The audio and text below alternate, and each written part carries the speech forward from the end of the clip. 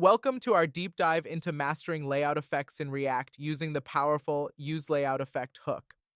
In today's digital world, creating responsive and interactive user interfaces is more important than ever.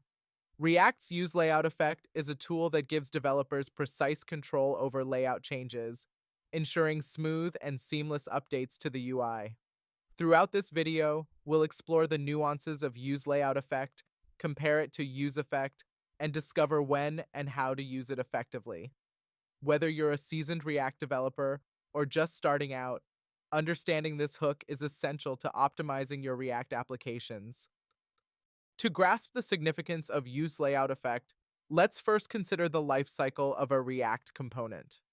As components are created, updated, or removed from the DOM, developers often need to perform operations that affect the UI.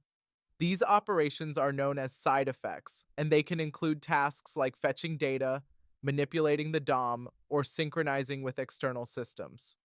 In React, we have two primary hooks to handle these side effects: useEffect and useLayoutEffect. The key difference lies in when they are executed. useEffect runs asynchronously after the browser has finished rendering, making it suitable for actions that don't require immediate DOM updates.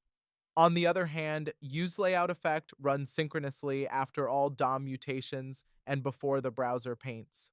This timing is crucial for operations that must occur immediately after the DOM changes, such as reading layout properties or synchronizing animations.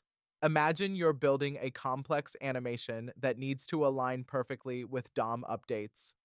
useLayoutEffect ensures that your calculations and adjustments happen before the browser renders, resulting in a smooth animation without flickers or delays. It's also valuable in responsive design, where components might need to adjust their layout based on their size or position. However, with great power comes responsibility.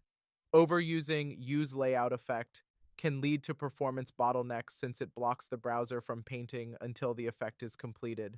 Therefore, it's essential to use it judiciously, reserving it for scenarios where immediate DOM manipulation is necessary. Let's dive into a practical example to see useLayoutEffect in action. We'll create a simple React application where a box appears and animates smoothly when a button is clicked. This example will highlight the importance of useLayoutEffect in ensuring our animations are synchronized with DOM updates. Now, let's see our example in action. Imagine we've deployed our React application, and a user visits our page. Initially, they see a button labeled Show Box.